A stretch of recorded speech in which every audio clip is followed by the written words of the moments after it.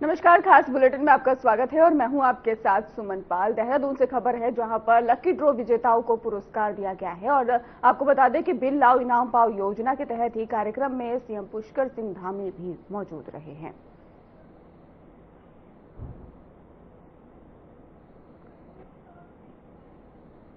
तो देहरादून से खबर बता रहे हैं लकी ड्रॉ विजेताओं को ही पुरस्कार और इसके साथ ही बिल लाओ इनाम पाओ योजना के तहत कार्यक्रम में आपको बता दें इस खास कार्यक्रम में सीएम पुष्कर सिंह धामी मौजूद रहे हैं। तो योजना है बिल लाओ इनाम पाओ, जिसके तहत बता दें कि लकी ड्रॉ विजेताओं को पुरस्कार दिया गया है।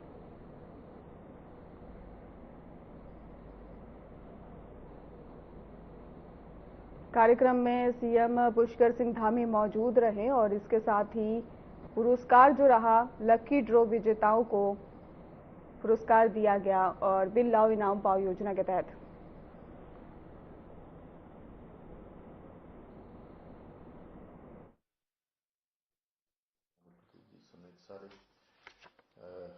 विभिन्न व्यापार समूह, व्यापार संघ, व्यापार उद्योग समूह से आए और जिनके निमित्त आज ये शानदार पुरस्कार वितरण का समारोह यहाँ पर आयोजित किया गया है। ऐसे सभी पुरस्कार पाने वाले सभी हमारे आए हुए भाइयों एवं बहनों, मीडिया के सभी मित्र, वित्त विभाग के सभी अधिकारीगण, कर्मचारीगण, मैं आप सभी का आज इस अवसर पर और मुख्य सेवक सदन में यहाँ पधारने पर आप सबका मैं हृदय से स्वागत करता हूँ, आप सबका अभिनंदन करता हूँ। और आप सभी को आज मैं बिल लाओ इनाम पाओ योजना के जो भी हमारे विजेता हैं उन सभी को अपनी ओर से बहुत बधाई देता हूँ। और आप सबके बीच में आज मुझे भी आप सबके बीच में आकर और पिछले दिनों जिस दिन हम लोगों ने ये इनाम जिस दिन हम लोग निकाल रहे थे उससे लकी ड्रॉ से, तो वो भी एक हमारा काफी बृहद कार्यक्रम था, काफी देर तक चला। आप सब में से बहुत सारे लोग इस दिन भी उपस्थित थे। लेकिन आज मुझे अत्यंत हर्ष की अनुभूति हो रही, क्योंकि आप सभी ने राज्य के राजस्व संग्रहण को एक नई चेतना, नया दृष्टिकोण और एक नई ऊर्जा आप सबके माध्यम से प्राप्त हो रही है। इसलिए आज हम यहां सिर्फ पुरस्कार वितरित ही नहीं कर रहे हैं, बल्कि उत्तराखंड के उज्जवल भविष्य के लिए आपकी सहभागिता का सम्मान करके स्वयं को भी सम्मानित अनुभव कर रहे हैं। और आप सभी ने एक सजग नागरिक होने का उदाहरण प्रस्तुत किया है 1888 में। तो एक बड़ा ये नंबर है भाइयों बहनों। वर्ष 2022 में हमने बिल लाओ इनाम पाओ योजना की शुरुआत की थी। ये केवल एक इनाम प्रदान करने की योजना मात्र नहीं है, बल्कि एक नवाचार है।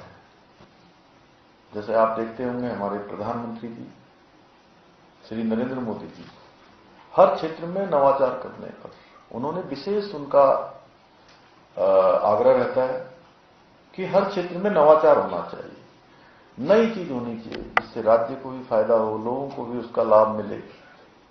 तो यह भी एक नवाचार था जिसके द्वारा हमने जन भागीदारी को ये राजस्व संग्रहण से जोड़ने का प्रयास प्रारंभ किया था। और हम चाहते थे कि राज्य का प्रत्येक नागरिक उत्तराखंड की विकास यात्रा का सहयात्री बने, उस विकास यात्रा में साथ साथ चले। आज 3 वर्षों में बिल लाओ इनाम पाओ योजना ने जो जागरूकता पैदा की है वो अत्यंत सराहनीय है। और राज्य के विभिन्न जिलों में हजारों हजार लोगों ने इस योजना में प्रतिभाग किया है और जनता में समझ बनी है कि प्रदेश के विकास में प्रत्येक बिल एक योगदान है। और ये योजना आज जहां एक और उपभोक्ता जागरूकता का एक सशक्त माध्यम बन चुकी है, वहीं उपभोक्ता एवं व्यापारी वर्ग के बीच साझेदारी साझा करने का प्रतीक बनकर भी उभरी है, क्योंकि इस योजना के माध्यम से उपभोक्ताओं में जागरूकता बढ़ने के साथ ही व्यापारी भाइयों को भी इससे सहूलियत हुई है, उनको भी आसानी हुई है। भाइयों बहनों, हम अगर किसी भी देश की बात करते हैं तो और उसमें से विकास की बात जब भी आती है तो उसमें व्यापारी वर्ग का जो योगदान है वो अत्यंत महत्वपूर्ण होता है। और बिना व्यापारी वर्ग के योगदान के आज हमारा राष्ट्र विश्व की जो आज हम चौथी सबसे बड़ी अर्थव्यवस्था बन गए हैं।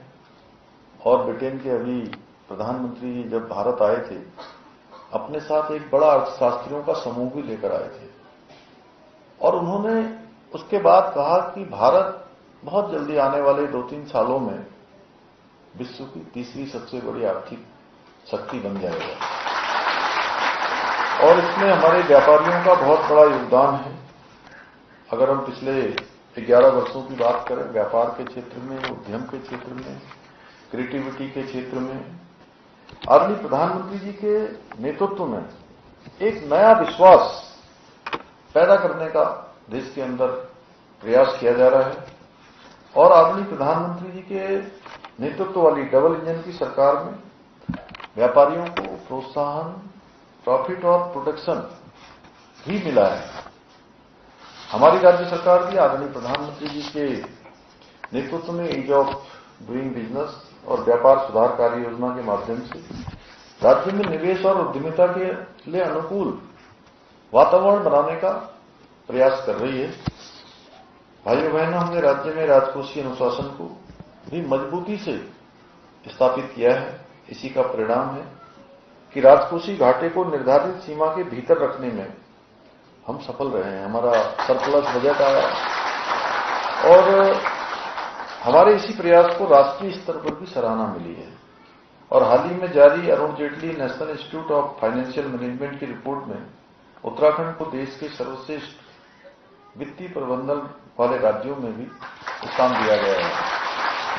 इसके साथ ही सतत विकास के लक्ष्यों को प्राप्त करने के राष्ट्रीय सूचकांक में भी उत्तराखंड पूरे देश में शीर्ष स्थान पर, पहले स्थान पर है। इसका मतलब है कि हम केवल आर्थिक मजबूती की दिशा में ही नहीं, बल्कि हम सामाजिक विकास और पर्यावरण संरक्षण के क्षेत्र में भी एक जिम्मेदार राज्य के रूप में आगे बढ़ रहे हैं। भाइयों बहनों, हमारी सरकार ने हमेशा माना है कि राजस्व वृद्धि केवल आंकड़ों का खेल नहीं है, बल्कि एक विश्वास की प्रक्रिया है। जब जनता सरकार पर भरोसा करती है और जनता के साथ पारदर्शी तरीके से सरकार व्यवहार करती है, तो विकास की गति अपने आप कई गुना बढ़ जाती है। विकास तेजी से दौड़ने लगता है। यही कारण है कि हमने वित्तीय प्रबंधन के क्षेत्र में नवाचारों के अधिकतम प्रयोग पर बल दिया है। हमारा लक्ष्य है कि राज्य की वित्तीय व्यवस्था इतना मजबूत बनाया जाए कि आने वाले समय में उत्तराखंड देश में आर्थिक विकास के क्षेत्र में देश का नंबर 1 राज्य बन सके।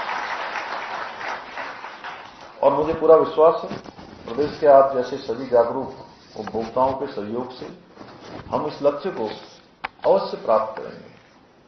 बहुत सारे क्षेत्रों में हम नवाचार कर रहे हैं। पिछली बार जिस दिन हम लकी ड्रॉ निकाल रहे थे, मैंने उस दिन आप सबसे खनन क्षेत्र के बारे में चर्चा की थी और शायद बहुत सारे कम लोगों को पता था कि खनन के क्षेत्र में एकदम से जो राजस्व में वृद्धि हुई है, नई जो उसमें हमने नवाचार किया है, सीधे हमारा जो साल भर का जो हमारा राजस्व प्राप्ति होती थी वो 400 करोड़ से बढ़कर सीधे 1200 करोड़ में पहुंच गई। और हमने जो अनेक नए प्रावधान उसमें किए हैं राज्य के राजस्व के संग्रहण में वृद्धि करने के लिए भी और लोगों की सुविधा के लिए भी। और जो भारत सरकार ने एक मानक तय किए हैं, उन मानकों को ठीक प्रकार से उन पर काम करते हुए हमको देश के अंदर जो देश के शीर्ष राज्य हैं, पहले और दूसरे स्थान पर, जिनका नंबर आता है, हमारा नंबर उसमें आया है। उसी का परिणाम है कि पिछले 2 माह में हमको 100 करोड़ रुपए की अतिरिक्त धनराशि प्रोत्साहन राशि के रूप में भारत सरकार के द्वारा प्रदान की जा रही है। मैं आज के इस अवसर पर पुनः आप सभी से अपील करता हूं कि अपनी प्रत्येक खरीदारी पर बिल मांगकर लेन देन की जो प्रक्रिया है उसको पारदर्शी बनाएं और राज्य के विकास में अपनी सक्रिय भागीदारी निभाकर राज्य की उन्नति में, राज्य की गति में अपना योगदान सुनिश्चित करें, क्योंकि आपका दिल राज्य का बल है और आपका योगदान उत्तराखंड के उज्जवल भविष्य की गारंटी है।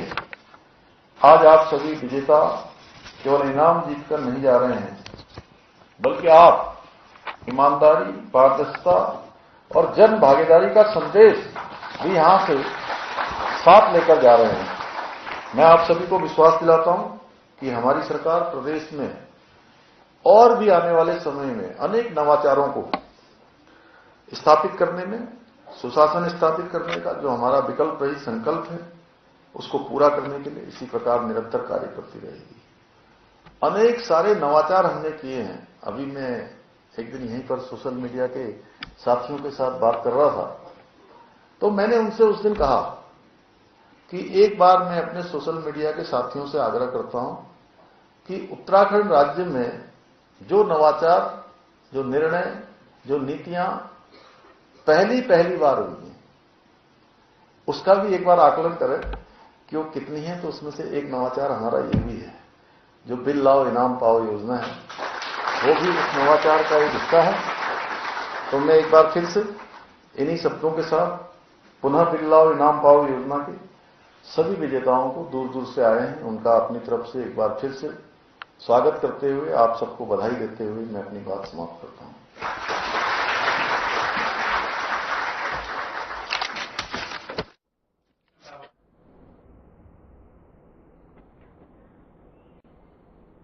उत्तराखंड के मुख्यमंत्री पुष्कर सिंह धामी ने गुरु तेग बहादुर साहिब जी की 350वीं शहीदी वर्षगांठ पर ही देहरादून के गुरुद्वारे रेस कोर्स में ही विशेष प्रार्थना की है। इस अवसर पर ही उन्होंने गुरुद्वारे में मत्था टेका और धर्म और मानवता की रक्षा के लिए गुरु तेग बहादुर साहिब द्वारा ही किए गए बलिदान को याद किया है। और इस मौके पर मुख्यमंत्री ने कहा कि गुरु तेग बहादुर जी ने धर्म, संस्कृति और देश की रक्षा के लिए ही अपने प्राणों का बलिदान दिया और उनका ये बलिदान सदैव अमर रहेगा। उन्होंने ये भी कहा कि आने वाले पीढ़ियों को गुरु जी की वीरता, पराक्रम और बलिदान से ही परिचित कराना जरूरी है, ताकि उनका संघर्ष और साहस हमेशा ही प्रेरणा का स्रोत बना रहे। इस अवसर पर बड़ी संख्या में सिख समुदाय के लोग मौजूद थे और उन्होंने सीएम धामी का भव्य स्वागत किया। मैं गुरु तेग बहादुर जी का 350वें शहीदी पर्व पर उनको नमन करता हूं कि जिन्होंने धर्म की रक्षा के लिए, संस्कृति की रक्षा के लिए, देश की रक्षा के लिए अपने प्राणों का बलिदान देना स्वीकार किया, लेकिन झुकना और रुकना स्वीकार नहीं किया। उनके बलिदान को याद करते हुए आदरणीय प्रधानमंत्री नरेंद्र मोदी जी के नेतृत्व में पूरे देश के अंदर हमारे आने वाली पीढ़ियां, हमारे नौनिहाल, पूरी देश और दुनिया गुरु तेग बहादुर जी की वीरता से, पराक्रम से, उनके बलिदान से परिचित हो कि उन्होंने कितनी बड़ी चुनौतियां, कितना बड़ा संघर्ष एक छोटी सी आयु में किया। उससे सभी आने वाली पीढ़ियां उनको अपने स्मरण में रखें, उससे प्रेरणा लें। पूरे देश के अंदर ये पर्व मनाया जा रहा है और बहुत धूमधाम से मनाया जा रहा है। देवभूमि उत्तराखंड में बड़े धूमधाम से मनाया जा रहा है और अनेकों काम आज प्रधानमंत्री जी के नेतृत्व में हमारे पूरे सिख समाज के लिए, उनके उत्थान के लिए किए जा रहे हैं। चाहे वो अमृतसर कोलकाता कॉरिडोर का बनना हो या लंगर के लिए FCRA मुक्त करना हो, गुरु गोविंद सिंह जी के साहबजादों के उनके बलिदान दिवस को वीरता दिवस के रूप में मनाना हो, या गुरु ग्रंथ साहब को, पवित्र गुरु ग्रंथ साहब को अफगानिस्तान से वापस लाना हो, या 1984 के दंगों के जो दोषी थे उनको सजा देनी है, या उत्तराखंड के अंदर ही हेमकुंड साहब जाने के लिए जो यात्रा अत्यंत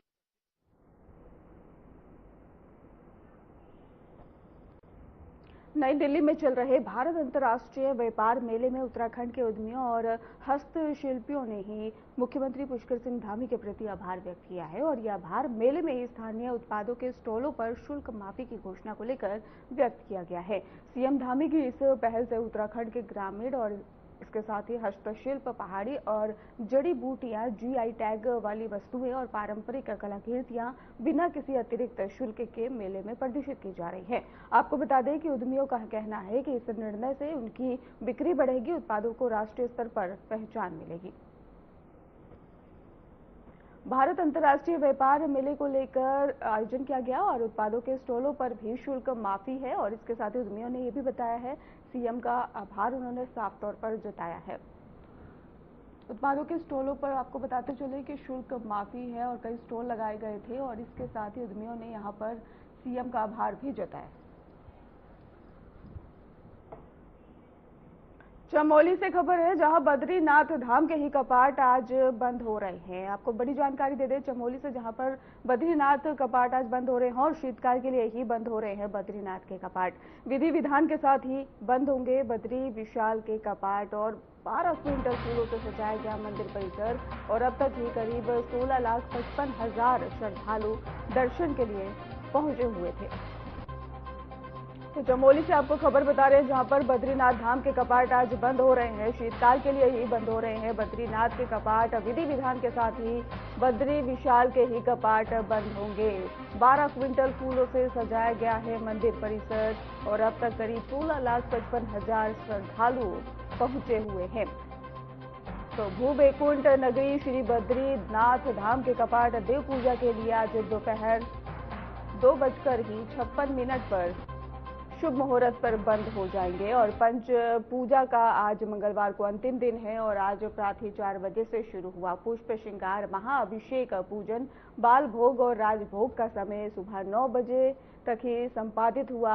आपको बता दें कि उत्तराखंड के ही चमोली में मौजूद बद्रीनाथ धाम के कपाट आज बंद होने जा रहे हैं और इसके साथ ही बद्रीनाथ धाम का 6 महीने का शीतकाल आरंभ हो जाएगा और इस अवसर पर मंदिर के भव्य रूप से सजाया गया है। चारों ओर ही रंग बिरंगी लाइटों की जगमगाहट और ताजे फूलों की महक से पूरा धाम एक दिव्य लोक जैसा नजर आ रहा है। आपको जानकारी देते चले कि श्री बद्रीनाथ मंदिर को 12 क्विंटल गेंदे के फूलों से सजाया गया है। मंदिर के सिंह द्वार की ही अद्भुत मनोरम छटा देखकर श्रद्धालु भाव विभोर हो गए हैं। बताते चले कि अब तक ही करीब 16,55,000 श्रद्धालु बद्रीनाथ धाम पहुंचे। वहीं 26 नवंबर को उद्धव जी, कुबेर जी और शंकराचार्य जी की गद्दी डोली पाडुकेश्वर पहुंचेगी।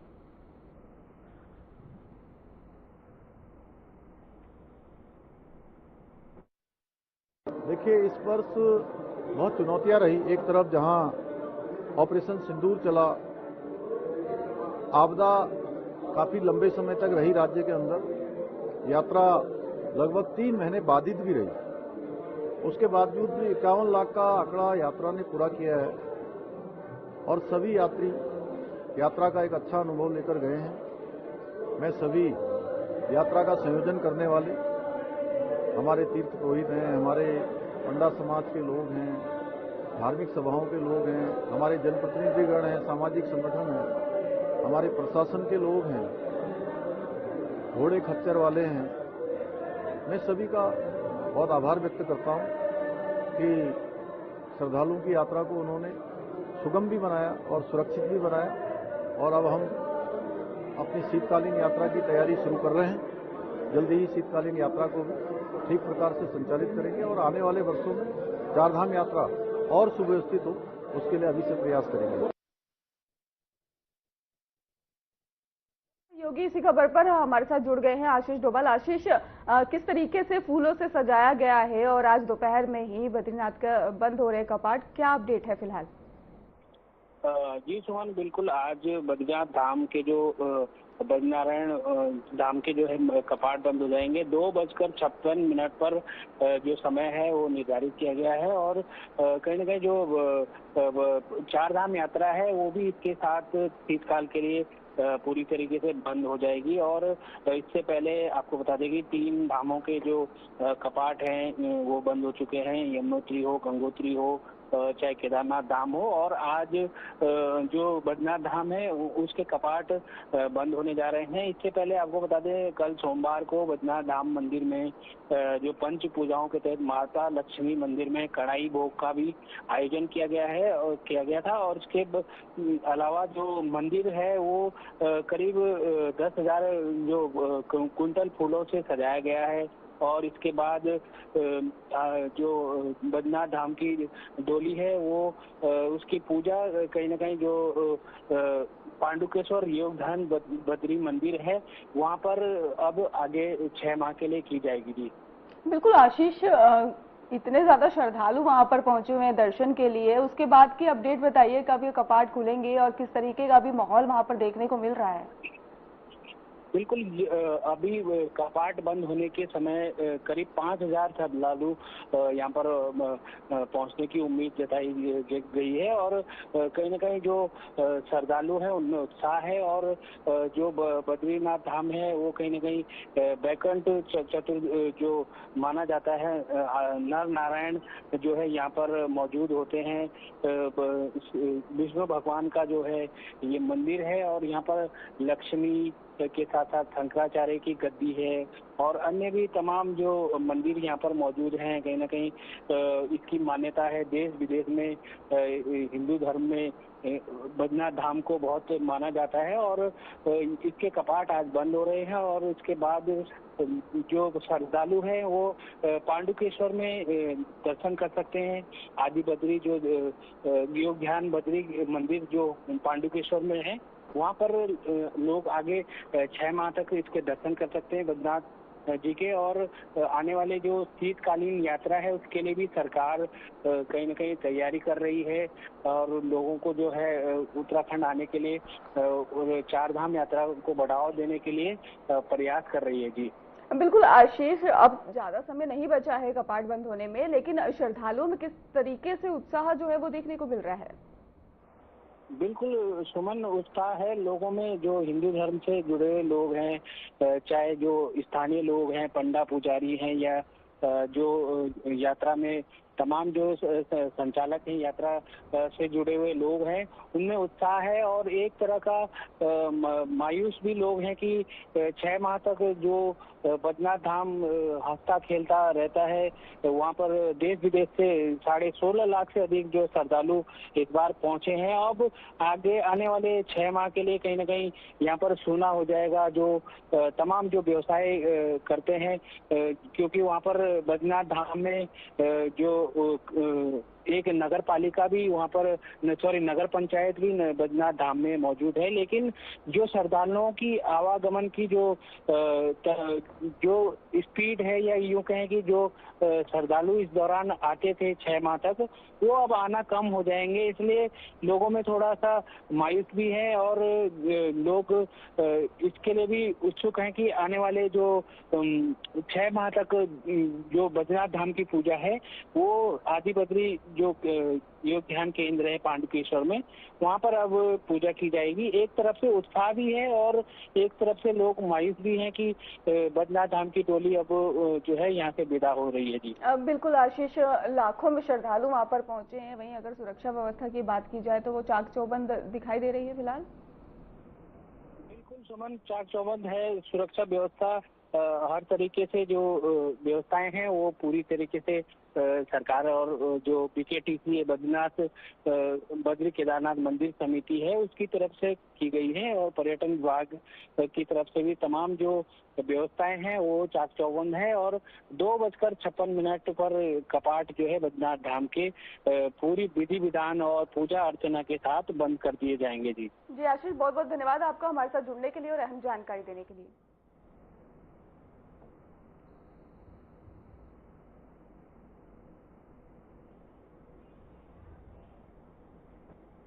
तो टिहरी से खबर है जहां पर शेम नागराजा की पौराणिक यात्रा शुरू है और 2 दिवसीय यात्रा का ही प्रताप नगर से ही आगाज हो गया है। आपको बता दें कि 2 साल बाद फिर से आयोजित हो रही है यात्रा और शेम मुखेम मंदिर में ही श्रद्धालुओं की भीड़ भी देखने को मिली। आपको बता दें कि देव डोलियां पारंपरिक निशानों का ही स्वागत और प्रशासन ने सुरक्षा सुविधाओं की व्यवस्था और इसके साथ ही 2 दिन तक ही जारी रहेंगे सांस्कृतिक कार्यक्रम और मंदिर में धार्मिक अनुष्ठान का भी आयोजन। आपको बता दें क्षेत्र में ही यात्रा को लेकर उत्सव जैसा माहौल भी साफ तौर पर देखने को मिल रहा है। तो उत्तराखंड के टिहरी जिले के ही प्रताप नगर क्षेत्र में से सेम नागराजा की पौराणिक यात्रा का शुभारंभ हो गया है और आस्था और परंपरा से जुड़ी ये 2 दिवसीय यात्रा जो 2 साल बाद एक बार फिर से आयोजित हो रही है, जिससे स्थानीय लोगों और उत्साह जो है उनमें देखने को मिल रहा है। श्रद्धालुओं में खासा उत्साह देखने को मिल रहा है और सुबह से ही सेम मुखेम मंदिर में ही श्रद्धालुओं का भारी जमावड़ा भी लगना शुरू हो गया है। तो देव डोलियों और पारंपरिक निशानों के साथ भक्त उमंग और भक्ति के साथ ही मंदिर पहुंच रहे हैं। जगह जगह भक्तों द्वारा ही देव डोलियां का स्वागत किया गया है और पूरे क्षेत्र में ही उत्सव जैसा माहौल भी साफ तौर पर दिखाई दे रहा है। तो 2 दिन तक बताया जा रहा है चलने वाली इस यात्रा में ही सांस्कृतिक कार्यक्रम, धार्मिक अनुष्ठान, भजन कीर्तन और पारंपरिक लोक नृत्य आयोजित किए जाएंगे। तो सेम नागराजा की पौराणिक यात्रा शुरू हो चुकी है और आपको बता दें 2 साल बाद फिर से ही आयोजित हो रही है यात्रा, जिसको लेकर श्रद्धालुओं में काफी ज्यादा उत्साह भी देखने को मिल रहा है। भारी भीड़ श्रद्धालुओं की देखने को मिल रही है। आपको बता दें कि 2 साल बाद फिर से आयोजित हो रही है यात्रा, जिसमें भारी संख्या में ही श्रद्धालु का जमावड़ा देखने को मिलेगा।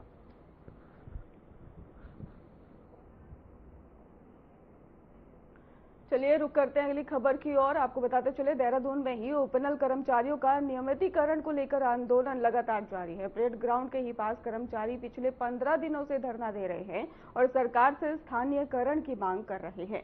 आपको बता दें कि धरने में ही शामिल सैकड़ों कर्मचारियों का कहना है कि उन्हें कई बार आश्वासन तो मिला, लेकिन अब तक कोई भी ठोस फैसला नहीं लिया गया है। कर्मचारियों ने आरोप लगाया है कि संविदा पर ही काम करते हुए उनका भविष्य असुरक्षित है और जिसके कारण उनके परिवार भी मानसिक और आर्थिक दबाव से गुजर रहे हैं। धरना स्थल पर भीड़ और तनाव की आशंका को देखते हुए सुरक्षा व्यवस्था बढ़ा दी गई है।